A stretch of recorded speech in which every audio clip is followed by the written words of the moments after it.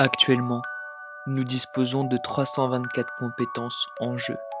On a les supports soins, les gen rushers, celles pour endommager les générateurs, et bien d'autres, avec divers effets. Et au fur et à mesure qu'on joue, on se rend vite compte qu'une petite poignée d'entre elles sont jouées et reviennent très régulièrement, au détriment de certaines, qui ont un potentiel, mais sont tout simplement délaissées. Et parmi toutes celles qui sortent rarement, nous avons toutes les perks qui consistent à ensorceler un totem. Aujourd'hui, on va essayer de comprendre pourquoi les compétences à totem sont si peu jouées, et surtout ce qu'on pourrait faire pour les rendre meilleures que ceux qu'elles sont déjà. Commençons sans plus tarder. La toute première apparition de cette idée est venue lors du mid-chapter 21.5 Hour of the Witch, mid-chapter incluant une survivante originale, Michaela Reed.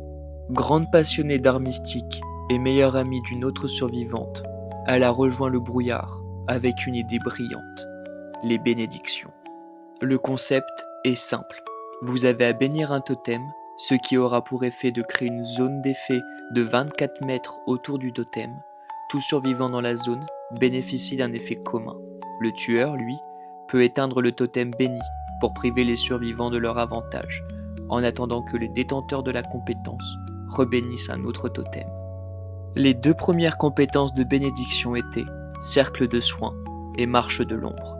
La première compétence permettait initialement de se soigner soi-même dans le champ d'action du totem et augmenter la vitesse de soin sur ses coéquipiers de 100%. Compétence donc très utile dans un jeu où être blessé est synonyme de courir un risque. Sauf que rapidement, la perk a reçu un nerf, supprimant la possibilité de se soigner tout seul et a réduit la vitesse de soin sur un autre survivant de 50%. Ce qui explique assez bien pourquoi elle a vite disparu de nos builds, car la compétence perdait avec ce nerf son plus grand intérêt, qui est l'auto-soin. La seconde compétence arrivée avec Michaela fut Marche de l'ombre. Tous les survivants dans le rayon d'action du totem ne laissent aucune marque d'éraflure et ne révèlent pas leur aura au tueur. Ce qui est pour moi la meilleure compétence côté survivant concernant un totem. Car bien que pénalisant pour le tueur, on peut quand même vite y retrouver le survivant qu'on avait perdu de vue et lui asséner un coup. Au chapitre suivant, Portrait of a Murder, une autre compétence à totem a été rajoutée, exponentielle. Tout survivant dans le champ d'action du totem récupère 100% plus rapidement et peuvent se relever de l'état critique eux-mêmes. L'idée est bonne. Les premières fois que la perk était jouée, elle a dû servir plus d'une fois sur les tueurs qui slug. Sauf que maintenant, le tueur n'attend plus et éteint le totem directement, donc empêche les survivants d'avoir accès à son effet. D'autant que je ne sais pas pourquoi les survivants veulent systématiquement tomber proche du totem béni. Les gars, on l'entend votre totem. On le voit votre coéquipier qui veut faire distraction.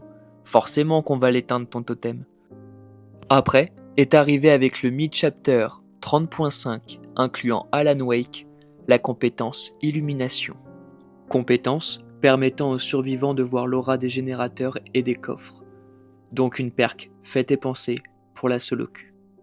Et la dernière en date, avant la sortie du chapitre Chorus of Sin, qui inclura Aurora et une nouvelle perk à totem, Théorie ténébreuse. En l'utilisant, vous et vos coéquipiers gagnent 2% de rapidité, bonus cumulable à d'autres compétences vous offrant un boost de vitesse.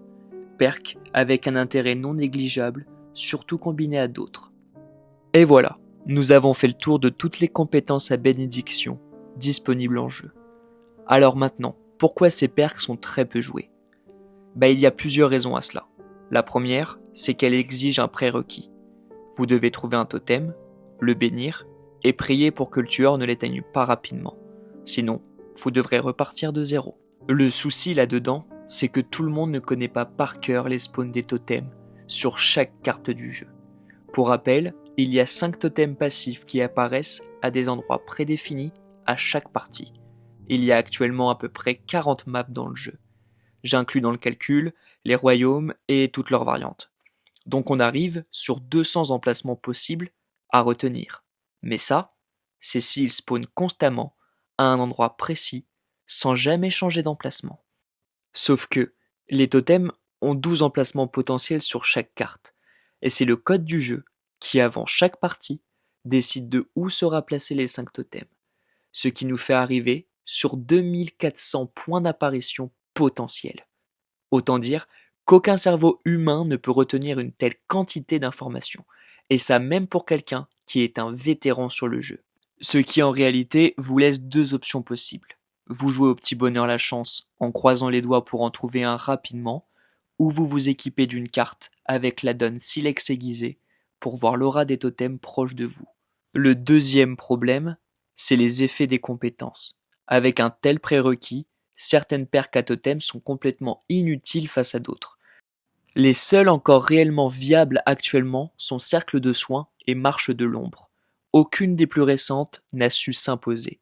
Déjà, 2 d'entre elles sont incluses dans un chapitre payant, celle de Alan Wake et celle de Yoichi, ce qui ne les aide pas. Et les deux possèdent des effets faibles face aux 2 colosses qu'on a cités précédemment. Important aussi de souligner que Illumination serait très utile en solo queue. Sauf que la solo queue ne joue pas de compétences collectives. La solo queue joue individualiste dans sa manière de construire leur build. Mais dans ce cas, que faudrait-il faire pour redonner l'envie aux joueurs de jouer ces perks? Déjà, la manière la plus simple serait de retravailler l'effet de certaines d'entre elles, notamment Illumination. Oui, elle, encore une fois. En même temps, c'est sûrement la plus nulle à chier de toutes. Donc je changerai complètement son effet, car une autre perk va arriver en jeu et faire pareil qu'elle, mais en mieux. Je garderai le système de lecture d'aura, mais ne l'appliquerai qu'au coffre. Et tout survivant dans cette zone verrait son outil récupérer de ses charges, petit à petit. Disons une charge toutes les 4 secondes. Ensuite, je mettrai Base Kit, le fait de voir des totems en jeu dès que vous équipez une bénédiction. Mais la subtilité, c'est qu'on n'en verrait qu'un seul, sur une durée limitée de 10 secondes en début de partie, histoire que cela ne déséquilibre pas le jeu en rendant ses atouts trop puissants et inarrêtables. Et ben voilà, je crois avoir fait le tour des compétences des survivants. J'espère avoir bien réussi à retranscrire la problématique qui se cache derrière la non-jouabilité de ces perks. Bien, passons sans plus tarder au plus gros de cette vidéo. En jeu, nous disposons, au moment où j'écris cette vidéo, pas moins de 16 compétences de sort. La toute première apparition de celle-ci fut lors de la sortie du chapitre 3, Of Flesh and Mud, chapitre incluant en jeu la harpie ainsi que Ace Visconti. Et ce chapitre nous a livré pas moins de 3 sorts. Le premier est sûrement le plus connu d'entre tous, Furwin. Initialement, la compétence faisait que chaque bon test d'habilité sur un générateur lui faisait perdre 5% de régression, et les excellents accordaient 0% de bonus de réparation. Compétence très intéressante dans sa construction, car elle obligeait les survivants à ne faire que des excellents tests d'habilité, et punissait aussi ceux qui arrivent à ne faire que des excellents. D'autant que la compétence est arrivée au tout début du jeu, donc quand les joueurs ne connaissaient pas encore toutes les mécaniques, et découvrait encore un peu tout l'univers de Dead by Daylight. Quelques années après, la compétence a eu une refonte entière de sa manière de fonctionner. Maintenant, elle fait régresser les générateurs qui ne sont plus en cours de progression, à hauteur de 150%. Elle est vite devenue une excellente perk anti-gen rush avec le temps, mais elle est arrivée avec une autre compétence, tout aussi intéressante. Mangeur d'espoir. Cette perk vous donne un jeton après que vous ayez accroché un survivant et soyez à plus de 24 mètres de lui. Au bout de 1 jeton collecté, vous gagnez 5% de vitesse pendant les 10 prochaines secondes. À 3 jetons, tous les survivants souffrent de l'effet à découvert permanent tant que le totem est actif. Et à 5, vous pouvez les tuer instantanément, peu importe leur état de crochet. Un totem qui s'amplifie au fur et à mesure de la partie. Une idée de game design absolument génial si vous voulez mon avis. Parce qu'avant que les survivants ne comprennent ce qu'il arrive, il est peut-être déjà trop tard. Et comme jamais 203, la dernière de ce chapitre fut le 3e saut. Dès que vous blessez un survivant, tous 4 subissent aveuglement tant que le sort est actif. Sûrement la moins intéressante des 3 inclus dans ce chapitre, l'effet d'aveuglement peut être très utile, mais est assez situationnel. Quelque temps après a débarqué une autre compétence, cette fois-ci générique, Euphorie de la chasse. Elle a pour but de ralentir la purification des totems de 10% par totem encore en vie. Compétence donc très utile dans la construction d'un build autour des sorts. Dans la même veine est arrivé quelques années plus tard, à la sortie du chapitre 17, Descent Beyond, la Perca Totem, immortelle, qui a pour effet que si l'un de vos sorts venait à tomber, ce serait ce sort qui primerait en premier sur celui qui aurait dû disparaître, transférant le sort détruit sur celui-ci, donnant à ce dernier une deuxième chance d'être joué. Deuxième totem, indispensable si vous voulez les garder le plus longtemps possible. Sinon, vous pourrez toujours jouer avec Repentir, qui vous octroie la possibilité de réanimer un totem qui vient d'être brisé. De plus, chaque totem détruit réanimé donne un malus au survivant. Un totem réduit la vitesse de réparation de 30%. Deux totems réduit la vitesse de soin de 30%. 3 totems réduit la vitesse de récupération de 30%. 4 totems réduit la vitesse d'ouverture des portes de sortie de 30%. Et 5 totems fait que l'entité bloque tous les totems et ne peuvent donc plus être purifiés. Car oui, même avec ça, les survivants ont encore la possibilité de les réduire à néant, un à un. Sinon, vous pourriez aussi vous laisser tenter par d'autres perks totems, comme jouer, qui inflige inconscient au survivant que vous venez d'accrocher tant qu'il ne purifie pas le totem, offrant alors une mission secondaire au survivant, ce qui ralentit indirectement la progression des générateurs. Ou Faveur de sang, qui bloque toutes les palettes dans un rayon de 32 mètres après avoir blessé un survivant avec votre attaque de base pendant 15 secondes. Très punitif pour celui qui va vite goûter des dents le gazon. Ou on peut jouer à 2, qui s'activera après avoir été étourdi ou aveuglé 2 fois, et qui aura pour effet, une fois actif, d'éblouir également le malotru qui vous flash pendant 1 seconde et demie. Ou sinon, Terrain hanté, qui mettra à découvert tous les survivants si l'un d'entre eux le détruit, et ce, pendant 60 secondes, offrant la possibilité de one-shot et donnant un grand moment de surprise chez votre équipe adverse. Enfin bref, je crois que vous avez compris le principe. Je ne vais pas toutes vous les lister, mais les totems offrent un pouvoir de jeu résolument différent, une toute nouvelle manière d'aborder les compétences. Sauf que le survivant n'est pas bête. Il la voit l'annonce sur le côté de son écran pour lui dire qu'il est sous l'effet d'un sortilège.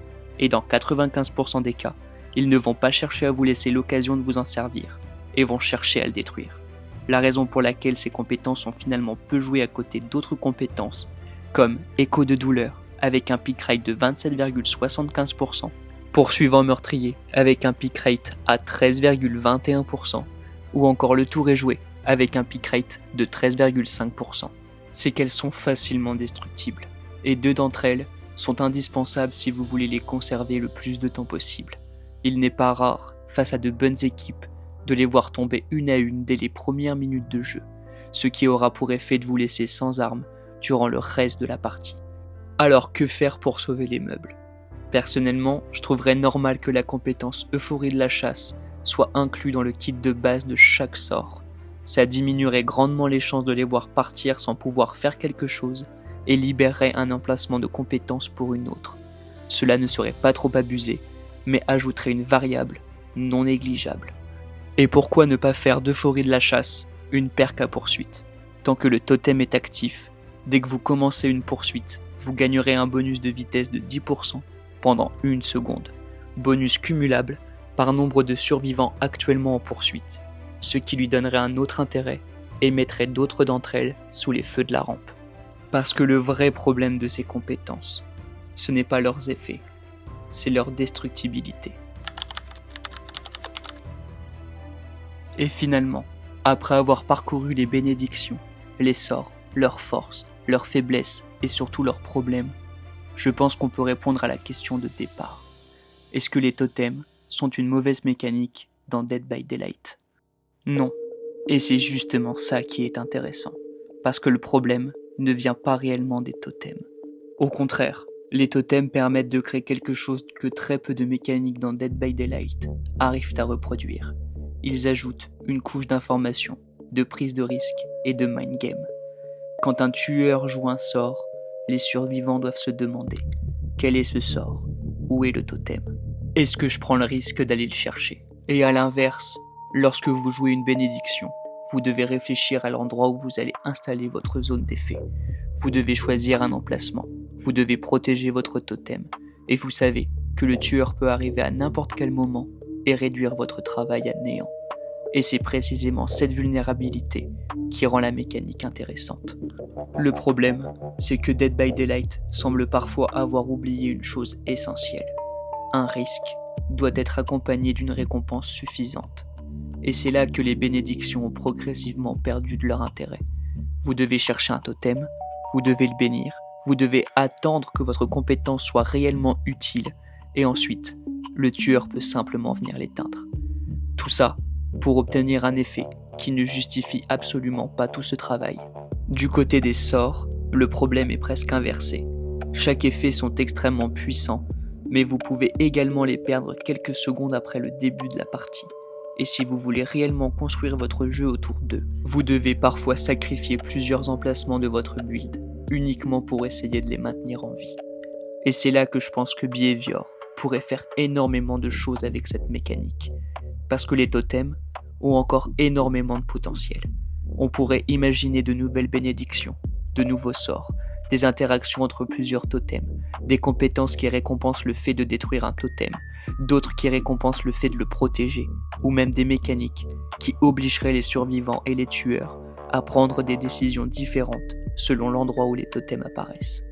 Parce qu'au fond, le plus gros problème des totems n'est pas qu'ils soient trop faibles ou trop puissants, c'est qu'ils sont parfois utilisés comme de simples interrupteurs.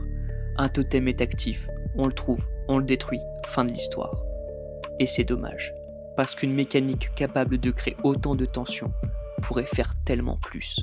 Imaginez une compétence qui vous oblige à choisir entre deux totems, une autre qui devient plus puissante plus il reste longtemps actif, une bénédiction qui pourrait être déplacée mais avec un coup, un sort qui change d'effet lorsqu'il est découvert, ou même un système dans lequel le tueur et les survivants peuvent réellement jouer autour du même totem. Là, on ne parlerait plus simplement d'une perque avec un inconvénient, on parlerait d'une véritable mécanique de jeu. Et c'est finalement ce que j'aimerais voir pour Dead by Daylight. Pas forcément plus de puissance, pas forcément plus de compétences, mais plus de profondeur. Parce que les totems ont quelque chose que beaucoup de perques n'ont pas. Ils créent des histoires. Un survivant qui trouve un sort juste à temps, un tueur qui découvre une bénédiction pendant une poursuite, un mangeur d'espoir qui atteint 5 jetons sans que personne ne s'en rende compte, un terrain hanté qui transforme une purification en véritable catastrophe, ou simplement 4 survivants qui passent 3 minutes à chercher un totem qui était littéralement derrière eux depuis le début. Et c'est ça que j'aime dans cette mécanique. Elle peut créer des moments qu'une simple compétence passive ne pourra jamais créer. Alors non, je ne pense pas qu'il faille supprimer les totems. Je pense au contraire qu'il faut leur donner davantage d'importance. Parce qu'après toutes ces années, les totems sont toujours là. Ils attendent dans un coin de la carte, parfois complètement ignorés, parfois capables de décider à eux seuls de l'issue d'une partie. Et peut-être que le véritable problème, ce n'est pas que les totems ne fonctionnent plus, c'est simplement qu'on ne leur demande pas encore assez. Et maintenant, à vous de me dire ce que vous en pensez. Est-ce que vous jouez encore avec des bénédictions ou des sorts?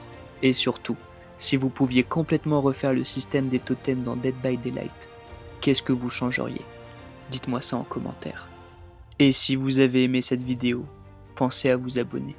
On se retrouve très bientôt pour une nouvelle analyse de Dead by Daylight.